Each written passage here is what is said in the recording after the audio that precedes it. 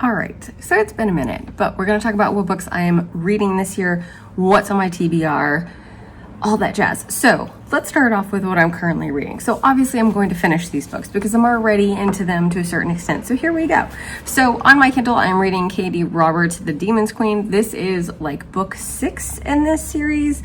It's a lot of fun. It's been interesting. Every single book has a different random creature who essentially purchases a female in an auction, but these females have made a contract to live in this realm for 7 years to get whatever they needed back in the human realm. So if you like a little bit of a spicy book, it's actually a pretty fun series, and they are on Kindle Unlimited, so you can read all of them no problem on your Kindle. For Book Nerd University, we are currently reading Dangerous Assassin by Elizabeth Wheatley. This has been a lot of fun. I have to say, this is an awesome book. It is independently published. Elizabeth Wheatley is an amazing author. The pacing in this thing is so good. Like, I am really, really impressed with her writing. I just cannot say enough about this. And the new cover design is amazing.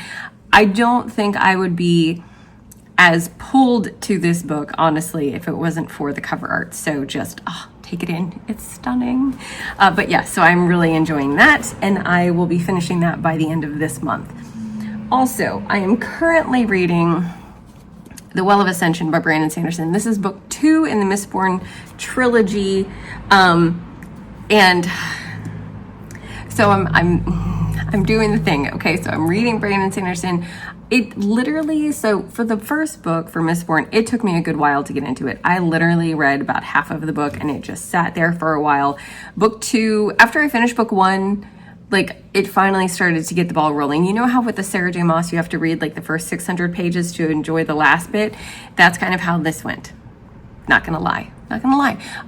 Sanderson has some other projects that I have liked a lot more, I have to say, because they flowed a lot faster. The world building and the magic system are massive on this, really intense.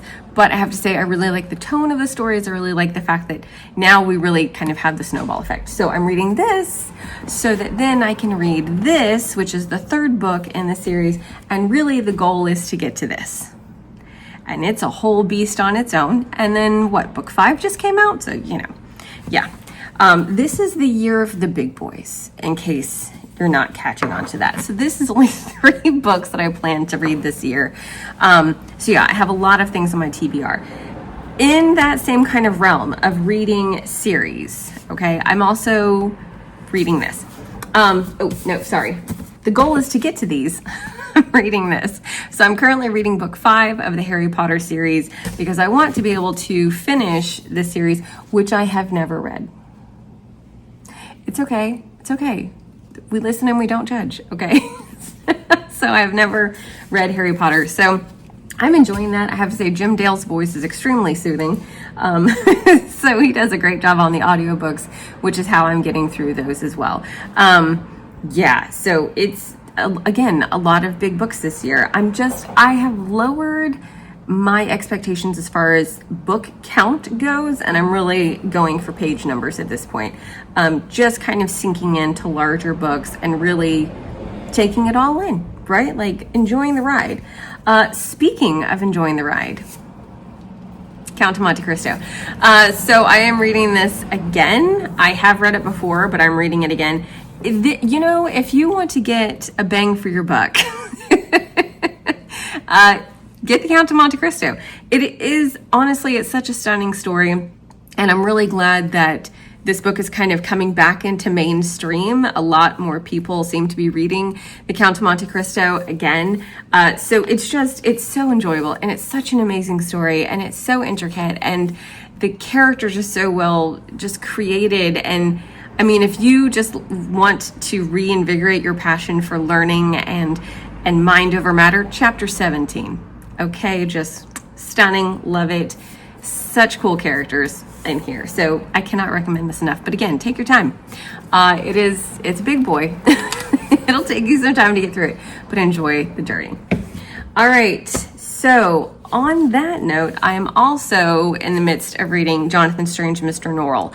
This is a really cool story. And this is like The magic system in this is fun as well. You have some very interesting characters set in the 1800s, just very interesting. And okay, so I also have to mention the writing style is a little bit different because random things are different. As you can see, there's no period after the Mr. It's like that throughout the entire book. It's not just like, oh, we didn't put it on the cover. No, like Mrs., Mr., there is no period after it. The word choose is spelled C-H-U-S-E, which is interesting. So there's a couple of different spellings, and I think it's also just to kind of put you into the world of what is happening in the book. So it fits. I mean, as much as that drives my little editor brain nuts, it actually fits the story, which is really interesting.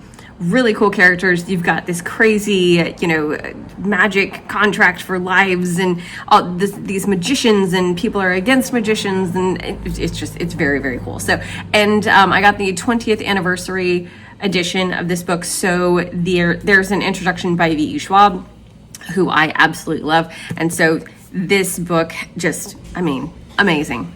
Absolutely cool. So definitely going to be finishing that. For this summer, I will be reading this, House of Leaves. This is a project book, which is why we're doing it for the summer reading program. So every single summer, Book Nerd University, my online book club, we do a big book, a crazy book all together. So like this past summer for the summer reading program, we did Cain's Jawbone.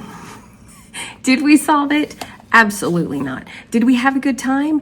Yes, of course we did. So every single week we get together and we just do the reading, just spend the time together hanging out and doing this. So if you haven't heard of House of Leaves, it's a project book because it starts off kind of like a screenplay and then it just kind of goes into delirium. Some things are going to be backwards where you have to read it in a mirror. There's other parts where you have to have the other page to piece it together. There's just, you don't even really know what page you're on because it doesn't really completely go in order. Like you have to check the appendix in order to go back into the story. There's a reason there's no audiobook for this. Like you really do just have to chew through it. So for the summer, we're going to be taking our time going through that. Some of the books that are on my TBR for this year but have not come out yet. Those. Okay, so The Ballad of Falling Dragons by Sarah Parker. This is book 2. Book 1 was When the Moon Hatched, and I didn't know if I was going to like it as much as I did, but I absolutely loved it. I thought it was such a fun story. Again, a very big book. So I'm really looking forward to this one coming out. And I'm hoping that I love it as much as the first one. Next up is Bury Our Bones in the Midnight Soil by V.E. Schwab. Again, V.E. Schwab, I'm sorry, she could write anything and I'm going to want to read it. I've just absolutely fallen in love with so many of her books. And so, yes, I'm absolutely looking forward to this. I know it doesn't come out until like later in the year, but it does not matter. I will be waiting and chomping at the bit to get to it. Catabasis by R.F. Kuang. That's another book that I'm really looking forward to. After reading her book Babel, I just cannot get enough. The magic system in that was amazing. The characters were stunning. I want to live in that world. It's so awesome. So with this new book that she's got, another cool magic system, another group of amazing characters, cannot wait to see what she does with those. So definitely looking forward to that. One that's going to be kind of fun because this author never disappoints is Witchcraft for Wayward Girls by Grady Hendrix. Grady Hendrix is one of those authors that you either love him or you hate him, and there's always something crazy within the stories that he writes. He finds whatever border you had and then just kind of busts through it. So, and I actually introduced Grady Hendrix to Book Nerd University members, I think 2 years ago when we read, oh my goodness, what was it? It's the Haunted House. Oh, How to Sell a Haunted House. How to Sell a Haunted House was a hilarious story that also just creeped everybody out. And I think that they may be scarred for life, about puppets, and Squirrel Baby Jesus will never not be funny. So Grady Hendrix, again, could write just about anything and I would want to read it. lastly this year, what I really want to read is The Will of the Many. Now, the reason I haven't read this one yet is because it's currently only out in hardcover, and I'm really waiting for the paperback, honestly, because I do want to read it in physical format, and so I am waiting for the paperbacks to come out. The cover art for the hardcover is stunning, and I love the colors. They're beautiful, but I really do just want to be able to, I know it's a personal thing, I just want to be able to fold it open to read it, so I am waiting for the paperback on that one.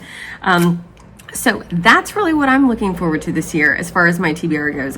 I have quite a stack though. I mean, these are just the books that I already own that I'm going to be reading. I mean, let's honestly, let's stack it up just so you can see, because I have little hands.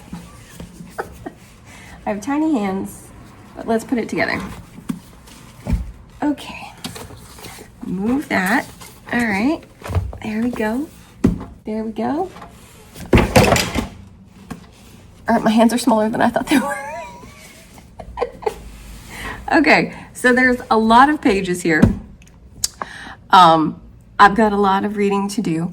And none of this, by the way, includes the rest of the books that I'm going to be reading for Book Nerd University, or any of the books that I'm reading for clients, because by trade, by day, I'm a book editor, and so I read manuscripts during the day.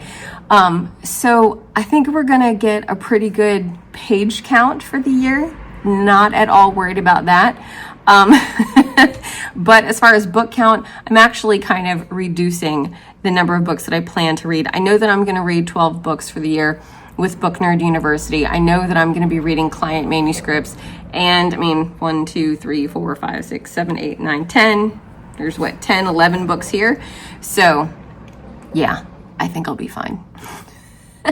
But these are the books that I plan on reading this year. Like I said, it's really, you know, I'm trying to get through a lot of these books that I've had sitting on my shelves, and I just want to be able to enjoy them and not be intimidated by a challenge of how many books I have to read. So I know that I will not be reading 100 books this year. I'm just going to go ahead and accept that. So yeah, but I'm going to read a lot of amazing pages of text, and I am so stoked because I am finding some really just amazing and incredible books, and I'm so excited to dive into them. So let me know what it is you are looking forward to the most for your TBR this year, and what is your reading goal if you have a reading goal. Are you going for pages? Are you going for books? Are you going for fewer of both of them? Let me know. I want to hear from you guys. See you later. Bye.